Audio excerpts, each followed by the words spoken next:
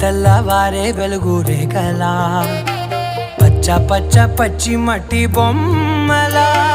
అల్లి బిల్లి వెన్న పాల నురగలా అచ్చ తెలుగు ఇంటి పూల కొమ్మలా దేవదేవుడే పంపగా ఇలా దేవతే మా ఇంట అడుగే పెట్టెనంట బ్రహ్మ కళ్ళలో కాంతులే మా అమ్మలా మా కోసం మళ్ళీ లాలి పాడేనంట.